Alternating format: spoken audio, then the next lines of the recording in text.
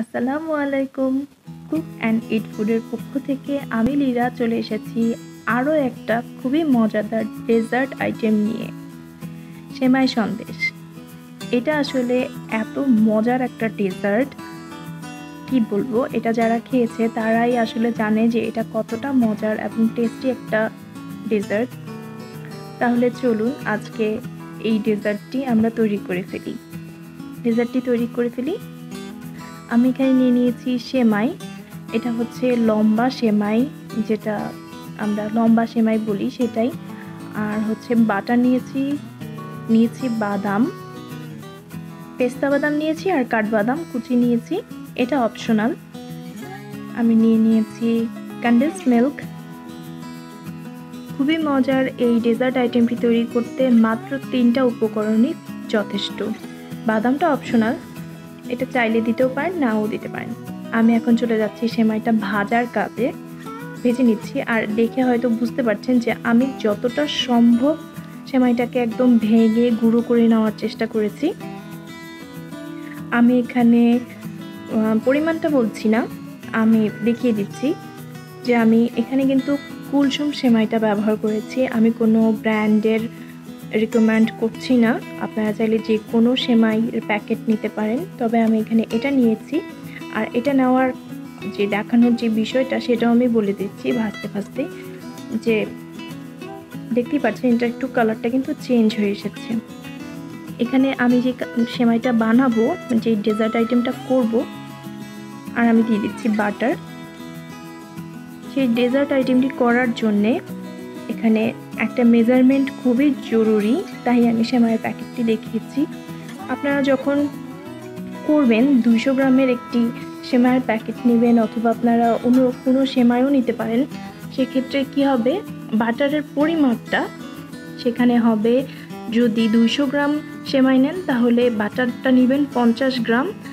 আর আমরা যেই বাজারে যেমন কিনতে পাওয়া যায়, যে কন্টেনারগুলোতে কনডেন্স মিল্ক কিনতে পাওয়া যায়, সেই কনডেন্স মিল্কের হাফ কনডেন্স মিল্ক এক প্যাকেট সেমাইয়ের জন্য লাগবে। এখন অনেকেই বলতে পারেন যে কেন 200 গ্রাম, আমি কিভাবে বুঝবো?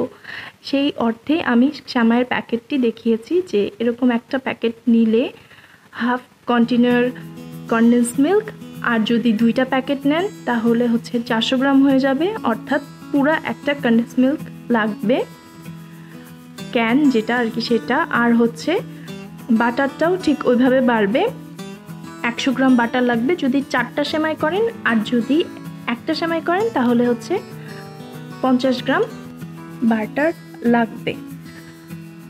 আমি এবারে বাটার দিয়ে সেমাইটাকে ভেজে নিচ্ছি। প্রথমে তো সেমাইটাকে এভাবে ভেজেছি, তারপরে আবার বাটার দিয়ে, সবটুকু বাটার একবারে দিতে যাবেন না, একটু বাটারটাকে কেটে নেবেন, কেটে ছোট টুকরা করে নেবেন, তাহলে হচ্ছে সবগুলো সেমাই একসাথে লাগবে এবং আপনার কাজটা করতে খুবই সুবিধা হবে। এই সেমাইটা নিয়ে আসলে যদি আমাকে বলতে বলা হয় তাহলে আমি বলবো, একটা ছোট্ট স্টোরি শেয়ার করব। আসলে সবার তো মানে এক একজন এক একটা আইটেম ধরেন রান্না করে প্রথম রান্না করে, তো এই সেমাইটা কিন্তু আমার লাইফের প্রথম রান্না করা সেমাই, যেটা হচ্ছে একদম রান্নার যে শুরু তখন থেকে যদি আমি ধরি বলার, তাহলে আমার যতদূর মনে পড়ে যে এইটাই আমি প্রথম করেছিলাম। আর এটা আমি শিখেছি আসলে আমার একটা ফ্রেন্ডের আম্মুর কাছ থেকে। তো আন্টি আমাকে খুব ভালো মতো করে এটা বুঝিয়ে দিয়েছেন। তখন আমি অনেক ছোট ছিলাম, অর্থাৎ আমি ক্লাস 7-এ পড়তাম। তখন তো এরকম ছোট মানুষরা তো এরকম রান্না টান্না করে না, শুনে হয়তো বুঝতে পারছেন। তখন থেকে আমি এটা করি।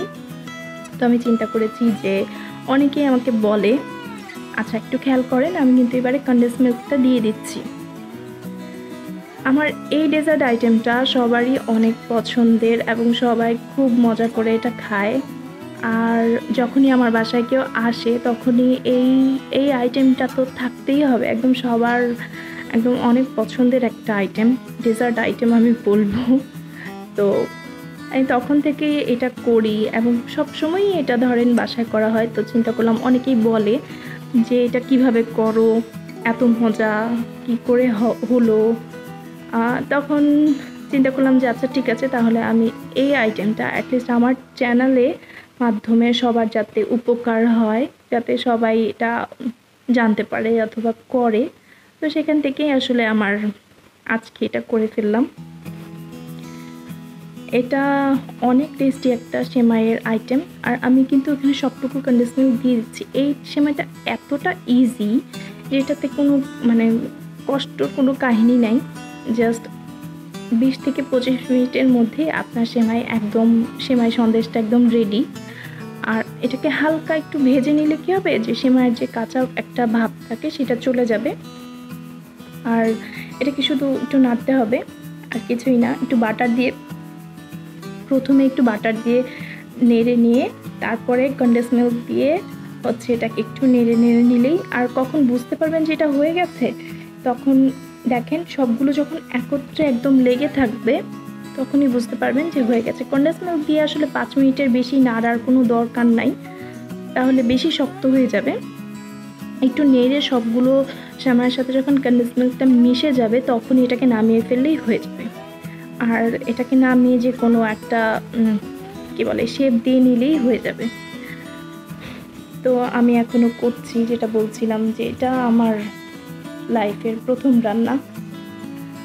তো এটা আসলেই আপনারা বাসায় একবার হলেও চেষ্টা করবেন করার, কারণ এটা সত্যি বলছি, আপনি এটা করে যাকে খাওয়াবেন এবং আপনি যদি নিজে খান তাহলে সেকেন্ড টাইম আপনার যে কোনো অকেশন বলেন, বাসায় সুইট ডেজার্ট আইটেম বলেন, এইটার লিস্ট একদম সবার উপরে থাকবে।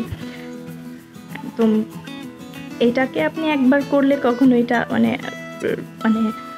এমন হবে না যে এইটা আপনি ভুলতেই পারবেন না। এটাকে আপনি আবারও করবেন, আমার মতো অনেকবার এটাকে করে ফেলবেন। দেখেন এটা কিন্তু হয়ে গেছে, একদম সবগুলো সেমাই একদম একটু দলা পেকে রয়েছে, দেখেন এটা হয়ে গেছে। এবার আমি এই চুলাটা অফ করে দেব এবং এটাকে আমি একটা ডাইসে নিয়ে চলে আসবো। আমি এখানে 2টা ডাইসের নিয়েছি, কুকি কাটার, একটা ফ্লাওয়ার ডিজাইনের, একটা হচ্ছে রাউন্ড। এবারে যেটা আমি করব, এটাকে একটু বাটার মাখিয়ে নিব যাতে যখন আমি সেমাইটা দিব এটাতে খুলে আসতে খুবই ইজি হয়, তার জন্যে আমি একটু বাটার মাখিয়ে নিচ্ছি।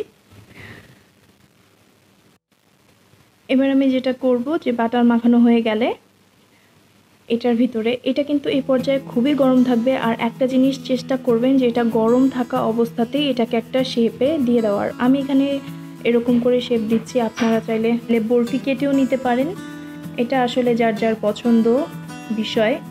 আমি এটাকে এভাবেই করি সবসময়, তাই এভাবে করছি। তবে হ্যাঁ, যদি আপনাদের কাছে এমন কুকি কাটার না থাকে তাহলে আপনারা যেটা করতে পারেন, যে আমাদের যে তেলের গ্যালন আছে সেটার উপরে যে কর্ক অথবা অন্য কোনো ঢাকনা, কর্ক, এগুলো দিয়েও কিন্তু আপনারা এই শেপটা করে নিতে পারেন। তবে হ্যাঁ, তার উপরে অবশ্যই একটু বাটার মেখে নেবেন, তাহলে যেটা হবে যে বাটারের একটা স্মেলও থাকবে আর এটাকে খুলে আনতেও খুব সহজ হবে।